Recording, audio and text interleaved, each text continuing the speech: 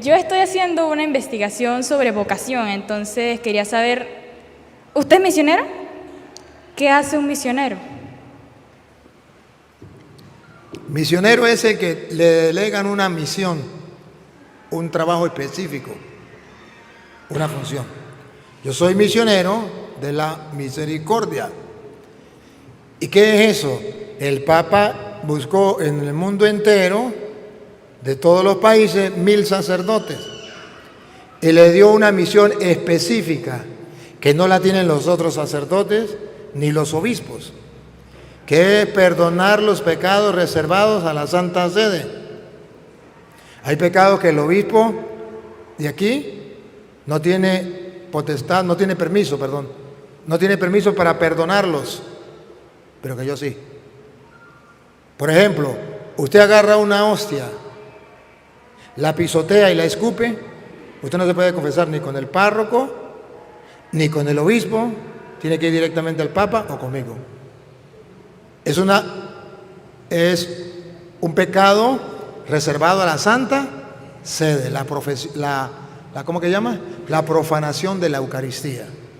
Si él no es sacerdote, pero él dice, bueno, yo voy a fundar la iglesia no sé qué, y me visto de cura y digo que yo soy sacerdote católico y se sienta a confesar,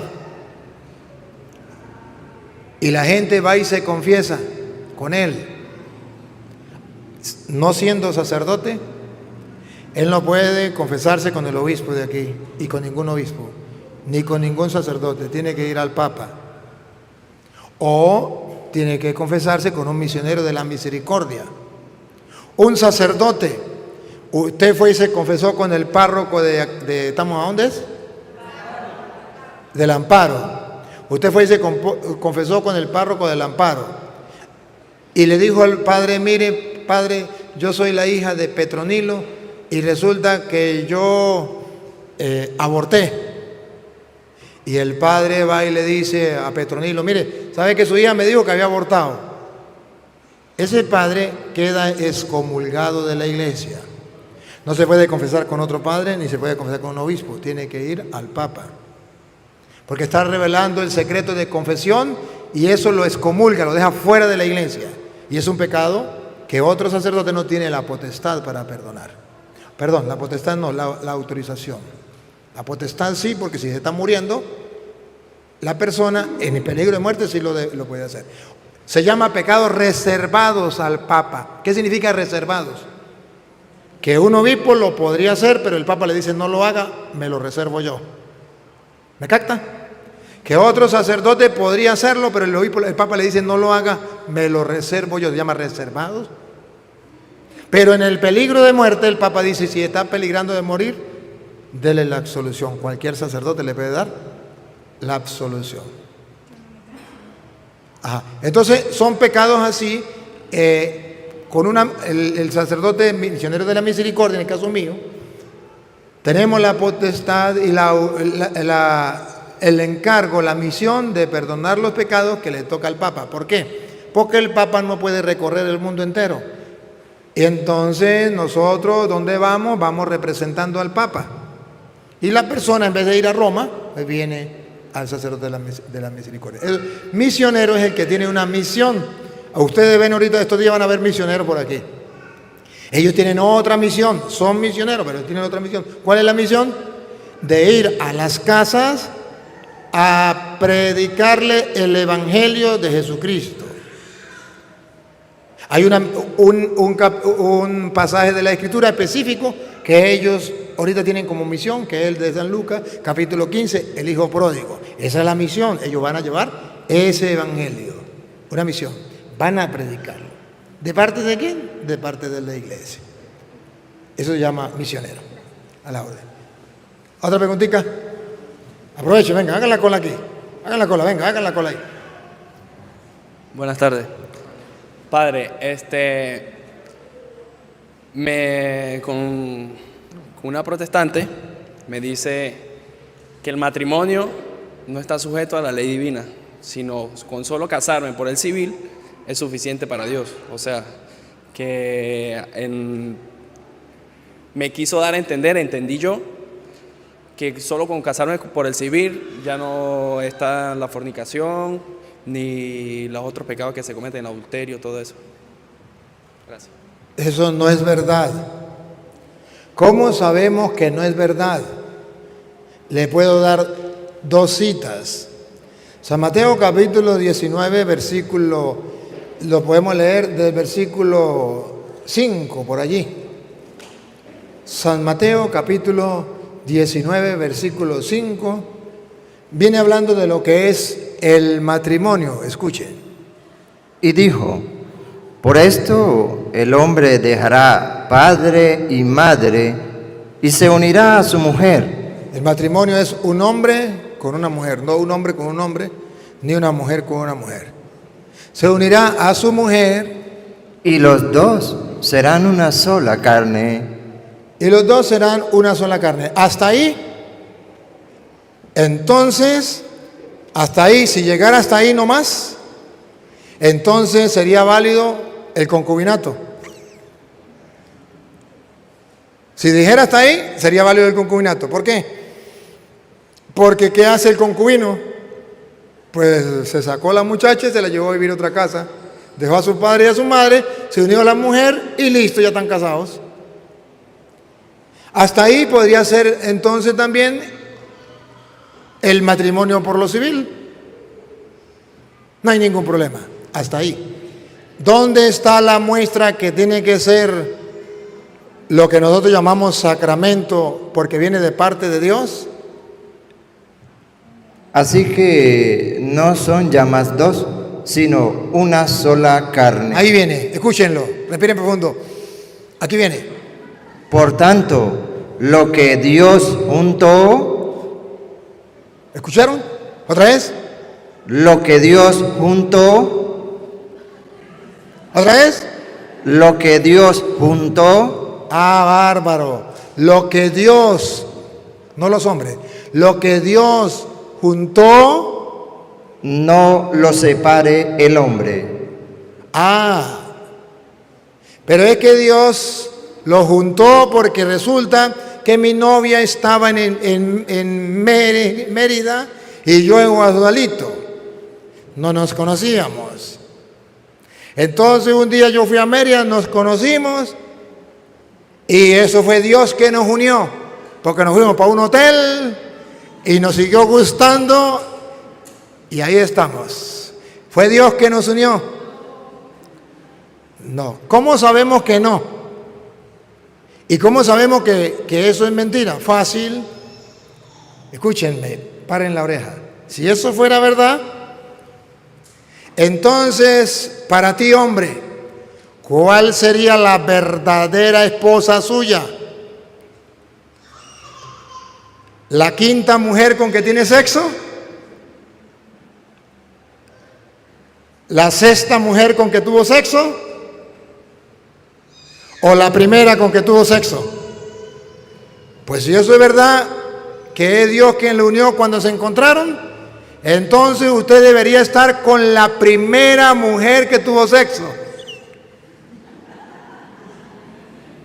Y si usted se separó de esa mujer y fue Dios que lo unió, entonces usted está viviendo con adulterio con la otra que no fue la primera con que usted tuvo sexo. Y entonces la mujer, ¿con qué hombre tuvo sexo?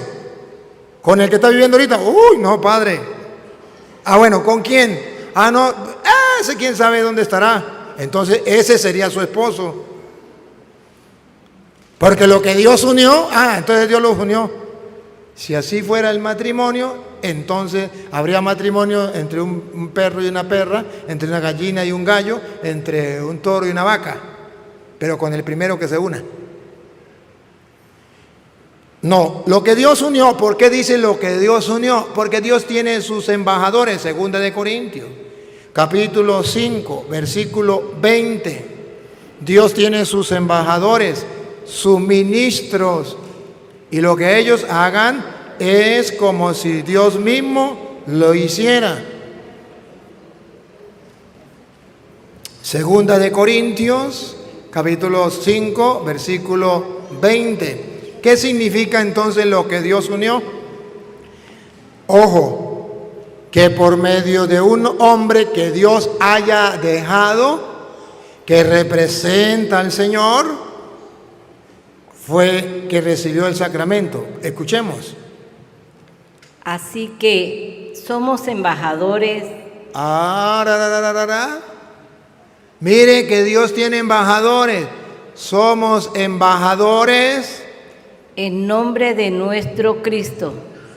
en nombre de Jesucristo. O sea, que ellos no actúan por su propio nombre, que ellos vienen en el nombre de Jesucristo. Son embajadores de Jesucristo. Y si son embajadores de Jesucristo, ¿qué significa eso? Como si Dios rogase por medio de nosotros. Como si fuera el mismo Dios, en este caso, que rogase por medio de nosotros. En el sacramento, por ejemplo, igual que en el sacramento del bautismo, Jesucristo dejó a los apóstoles para bautizar. Pero ellos son embajadores de Cristo y es como si fuera el mismo Cristo. San Juan capítulo 4, versículo 1 en adelante. Para que vea que los sacramentos los realiza Cristo, pero por medio de un hombre.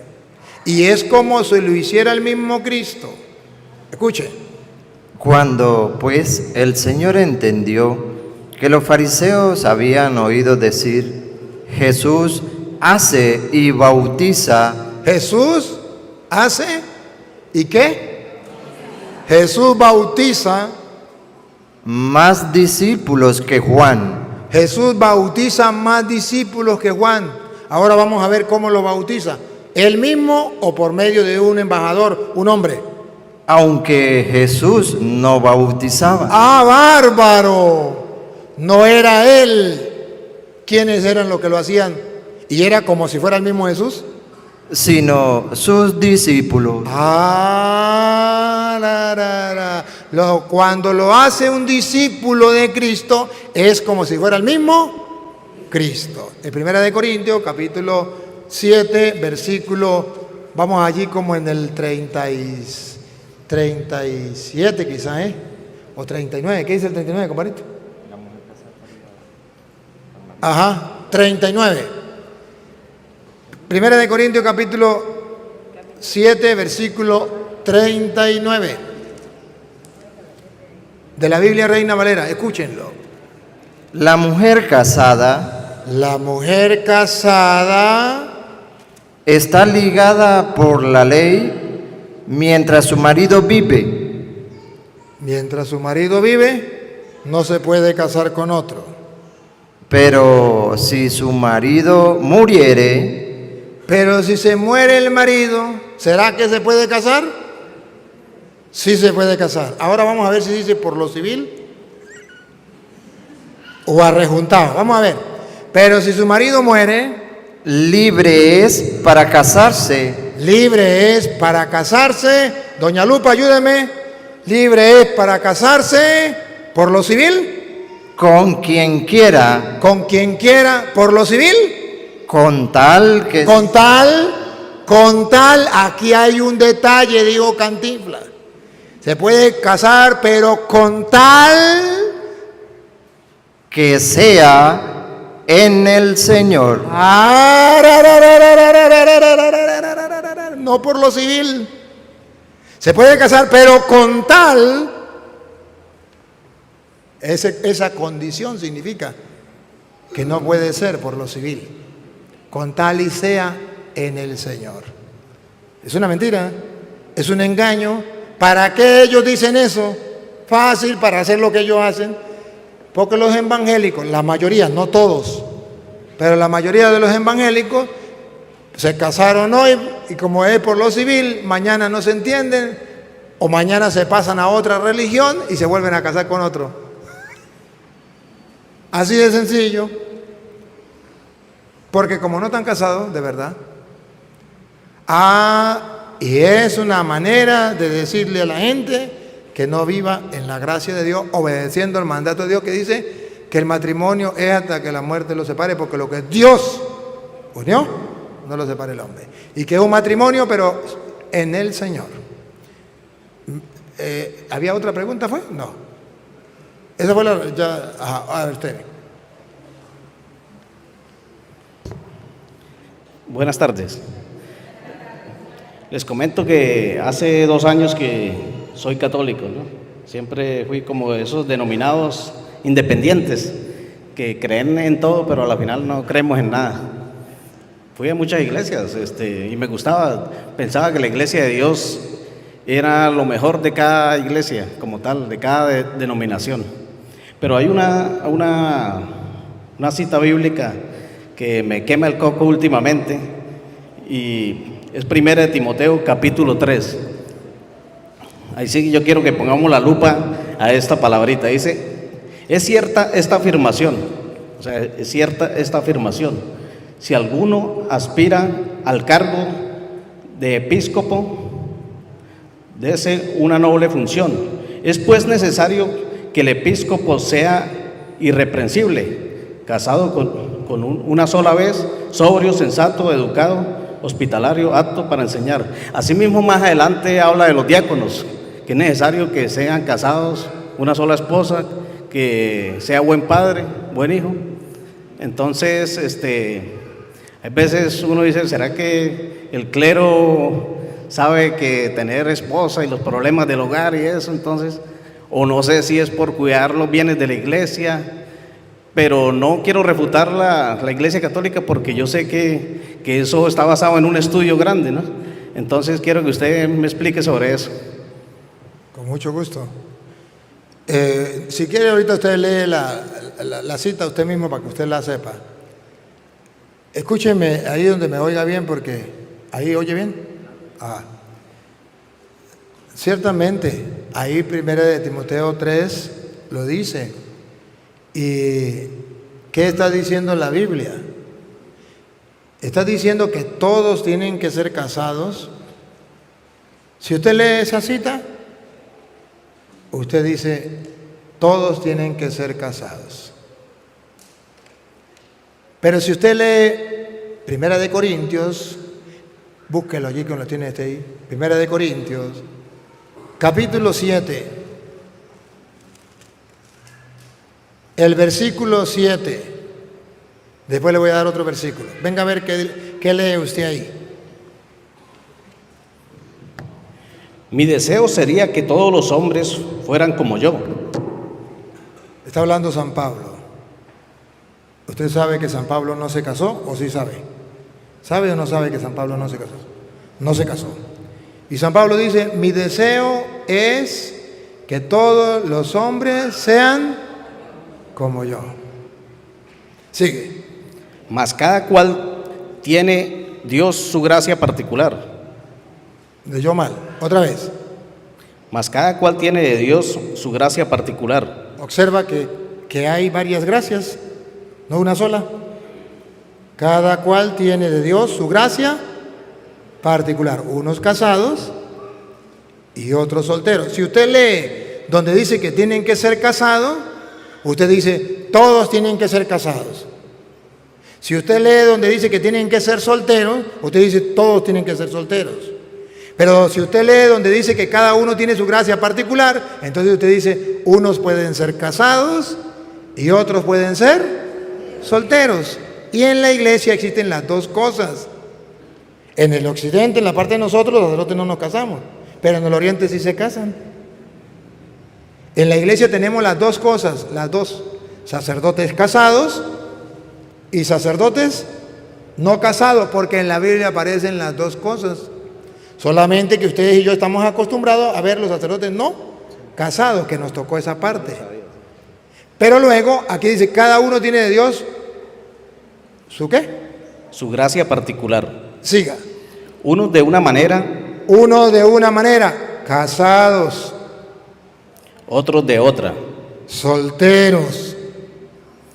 No obstante digo a los célibes, A los célibes, ¿cómo era Pablo? Célibe.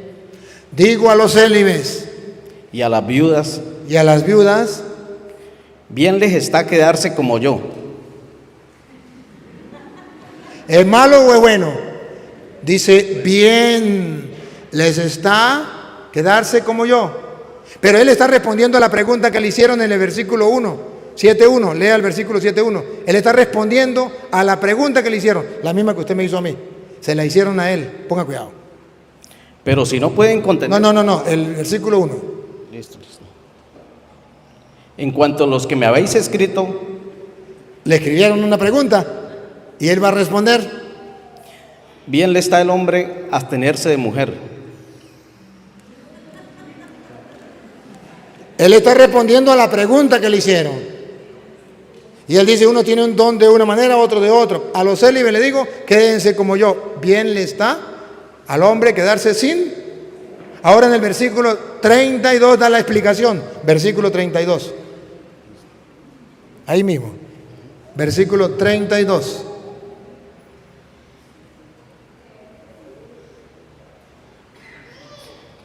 Yo os quisiera libres de preocupaciones. Hombres, escuchen. Dice Pablo, yo los quisiera ver a ustedes felices, libres de preocupaciones. El no casado se preocupa. No corra. Otra vez. Yo os quisiera libres de preocupaciones. Ahí viene la primera parte, el primer grupo. El no casado, El no casado. ¿Ve que sí existen los no casados? El no casado, ¿por qué no se casa? Porque se preocupa. el no casado se preocupa de las cosas del Señor. ¿Lo ve? Ahí está la respuesta. El no casado se preocupa de las cosas del Señor. Ah, pero también existen los casados. Pero los evangélicos no leen donde dice que existen los solteros. Lee solamente donde dice que existen los casados. Los católicos leemos las dos partes para no engañarnos. Siga. De las cosas del Señor. El casado se preocupa. Aquí está el segundo grupo. El casado. ¿Por qué los protestantes no ven los dos grupos? Porque no aman la verdad. ¿Por qué los católicos vemos los dos grupos? Porque vemos la verdad. Leemos la Biblia sin cambiarla. El soltero se preocupa de las cosas del Señor. El casado, ¿otra vez? El casado se preocupa de las cosas del mundo. ¿Lo captan? Sigue. De cómo agradar a su mujer. O sea que va a ir a confesar a una persona cuando la mujer le dé permiso. Y si la mujer dice, esa está muy jovencita, usted no me la confiesa, que se muera en pecado mortal, pero la que manda es la mujer. Ah, no. Ahí lo dice Pablo, ahí lo dice, ¿no? Yo solamente lo estoy traduciendo al castellano. Sigue, ahora viene la comparación con la mujer. Está por tanto dividido. La mujer no casada, lo mismo que la doncella, se preocupa de las cosas del Señor, de ser santa en el cuerpo y en el espíritu, mas la casada se preocupa de las cosas del mundo, de cómo agradar a su marido. Ahí está su respuesta. Muchas gracias. Bueno, ven. Otra preguntita.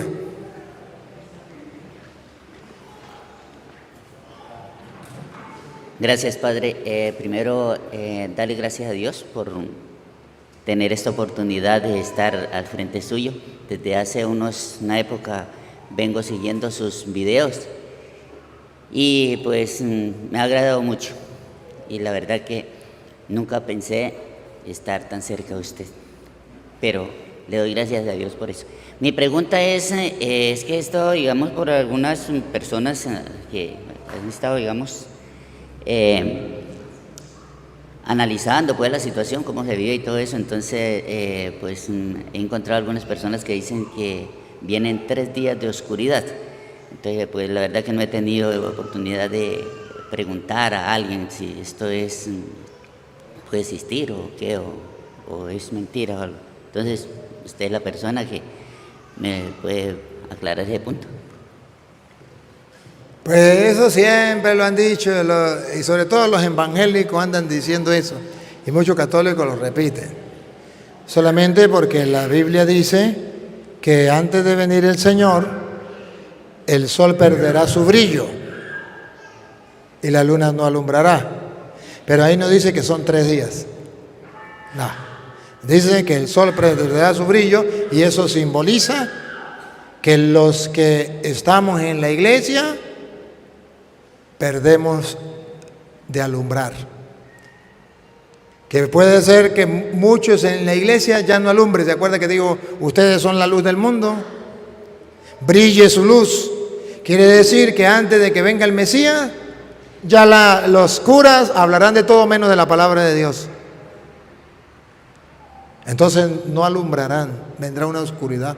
Pero es la oscuridad más que física, es una oscuridad espiritual. Pero no dice que sean 3 días, eso es mentiras. Bueno.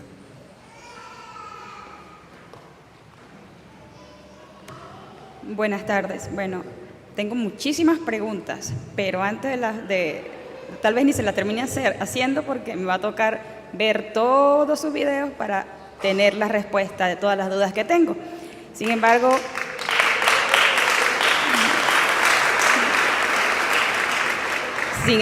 tuve la valentía de pararme aquí, aún con nervios y todo, porque pues no quería ser una de esas tontas que se queda callada. Y pues yo también tengo un testimonio. Vengo de las otras iglesias, de las iglesias protestantes. Y si puedo resumir.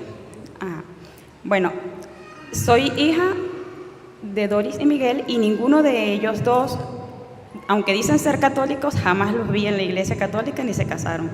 Así que para mí no lo son. Quien reconozco como católica es a mi abuela. Y cuando yo era pequeña, ella eventualmente, uno que otro domingo, me llevaba a la iglesia católica. Y yo recuerdo que pues sí sembró en mi corazón las oraciones del Angelito de mi guarda, el Padre Nuestro, todo esto, ¿no? Y cuando tuve 20 años, tuve la oportunidad de vivir con ella otra vez y seguí yendo a la iglesia católica eventualmente. Pero aunque hubo una semilla, no estaba todo el conocimiento de la iglesia católica, o sea, era mucho todavía lo que tenía por aprender. Recuerdo que me gustaba muchísimo la palabra de Dios y el abrazo de la paz, hasta ahí. A mis 20 años mi abuela tuvo que viajar para Canadá, me hicieron la invitación, pero por razones de estudios decidí quedarme. Soy muy empática y estando en la fila de la iglesia católica al momento del abrazo de la paz, ya tenía 20 años, pude darme cuenta que pues no era muy agradable para las esposas, porque yo le daba abrazo de la paz a Raimundo y todo el mundo. Pues comencé a sentir como los celos de algunas personas, como los celos. Entonces, decidí irme a otra iglesia evangélica. Y noté algo, que ese mismo domingo, la palabra de Dios en la iglesia católica era exactamente la misma que se pronunció en la iglesia evangélica. Y sin embargo también noté que, pude identificar lo que venía de parte de Dios y lo que estaba entre los hombres, tanto los pastores como el sacerdote, que a todas estas pues también son seres humanos. Ese mismo día también pareció que se pusieron de acuerdo y el sacerdote hizo señalamientos al pastor, igualmente el pastor al sacerdote. Entonces yo, me quedo con lo de Dios y lo otro es humanos.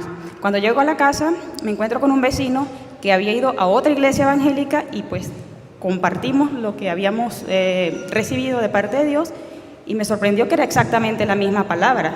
O sea, no he investigado si es que se ponen de acuerdo, no sé. Lo cierto es que seguí yendo de una iglesia evangélica a otra iglesia evangélica, a otra iglesia evangélica, y llegué a un momento aquí en el estado Apure en el que fui a una especie de campamento bíblico en el campo, donde estaban todas las iglesias protestantes. Y pues podía identificar como la parte espiritual, pero también como que sentía un vacío, algo faltaba en mí. Algo muy extraño me dijeron, por cierto, allí. Me hicieron un llamado y me dijeron que yo no requería bautismo, porque estaban llamando a personas para bautizar y me dijeron que yo no requería bautizo de agua, no sé por qué. Lo cierto es que me aburrí porque en la última iglesia evangélica en la que estuve, pues entendía todo tan piramidal, todo tan acartonado, me faltaba. me faltaba terminar de creer. Recuerdo que nos enseñaron a ponernos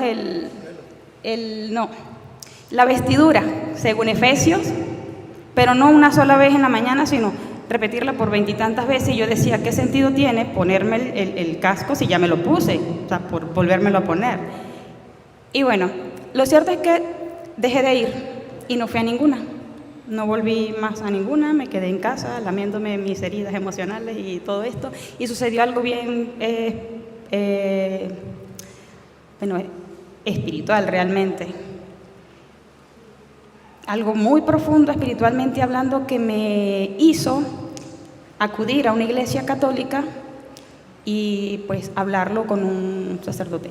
No lo he vuelto a hablar más porque él me dijo que era como una misión delicada y me he quedado callada respecto de eso.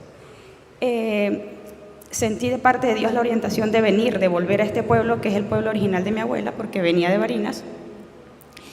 Y aquí ingresé con las hermanas de la iglesia del apostolado de María, de la Legión de María. Entonces, mientras estuve allí, pude identificar que esa situación espiritual por la que pasé, estaba presente la Virgen María, abogando por mí, defendiéndome. Después de leer el libro, entendí qué era lo que había estado pasando conmigo. Y entendí muchas cosas y sé que tengo muchísimas otras cosas y muchas dudas. Y empecé a rezar el rosario, no porque lo entendiera, sino por obediencia. Y mientras lo rezaba, ya tengo más de un año, entiendo su significado profundo. Ahora estoy en el camino neocatecumenal, gracias a Dios, y pues sigo aprendiendo. ¿Y qué puedo dar como diferencia en la Iglesia Católica? O sea, que aquí estamos en la verdad y allá se usa porción de la verdad, pero que a todas estas es el objetivo de Satanás, engañarnos y hacernos creer que estamos en el lugar correcto. Pues estando allá, yo sentía ya rechazo por las imágenes, por las vírgenes, por asignarme. Y claro, entiendo que a ellos, al mal, pues no le conviene que nos acerquemos de la manera correcta a Dios. Me casé, pero por el civil, gracias por aclararlo hace rato. Me casé por el civil pensando que estaba bien. Los padrinos de mi matrimonio fueron pastores. Pero sí, en Mateos también Dios me libró de ese dolor que tenía de que estoy en pecado por el divorcio y todo eso. A todas estas, más vale le debo perdón al esposo que Dios tiene para mí, porque pues, por desconocimiento no esperé. Pero bueno, era el testimonio que quería dar relacionado a eso. Gracias, un aplauso para la hermana. Voy a aclararle lo que ella terminó diciendo. En los hermanos separados hay un pedazo de verdad. Sí, señor. Pero ese pedazo de verdad es para engañar, como usted cuando le pone a un ratón para cazarlo un pedazo de queso. Y ese queso es de verdad. Pero le echa un poquito de veneno. Y ese veneno es para matarlo. Pero en la iglesia está la verdad plena. Primera de Timoteo, capítulo 3, versículo 15. Primera de Timoteo, capítulo 3, versículo 15.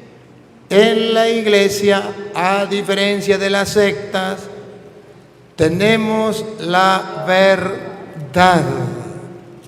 Y por eso es importante la iglesia. Y por eso el diablo no quiere que la gente esté en la iglesia, sino en una secta. Óiganlo. Para que si tardo sepas cómo debes conducirte en la casa de Dios, que es la iglesia del Dios viviente, columna y baluarte de la verdad. Léame lo último. Columna Y baluarte. Columna y baluarte de la verdad. Imagínense, una columna, base. ¿Y arriba qué está? La verdad. ¿Qué sostiene esa verdad, en alto la columna. ¿Y cómo se llama la columna y base de la verdad? E indiscutiblemente. Atrás. Es columna y base de la verdad. ¿Qué es columna y base de la verdad? ¿Las sectas o la iglesia? Vamos a ver. Que es la iglesia del Dios viviente. Atrás, ¿no? La iglesia del Dios viviente, mire, a diferencia de las sectas. La iglesia del Dios viviente, ¿qué es? Columna y baluarte de la verdad. Solo en la iglesia del Dios viviente, la que fundó Jesucristo, que es Dios, usted puede tener la certeza, la seguridad, porque es columna, es base, que usted tiene la verdad. Las sectas no tienen la verdad. Ayer ustedes vieron a un hombre protestante que pertenece a una secta, decía tener la verdad. Y le decía a la gente que él sí me iba a dar a mí la cita donde decía María tuvo más hijos. Esperamos y al final habló donde dice que Jerusalén, que es la madre de los judíos, y Jesús era judío, y los otros judíos eran sus hermanos. Entonces te habla que los hermanos de Jesús, los hijos de su misma madre, que no se refería a la Virgen María, sino a los judíos, lo mataron. ¿Y cómo sabemos que no eran los hijos de María? Porque los hijos de María no lo mataron fueron los judíos. Entonces nos damos cuenta que estaba hablando era de Jerusalén, que es nuestra madre, decían ellos. Y nosotros ahora decimos que la nueva Jerusalén es nuestra madre, no la antigua Jerusalén. Pero él venía con mentiras, pero haciéndole pasar por verdad, cosa que no es. La verdad la vamos a encontrar en la iglesia.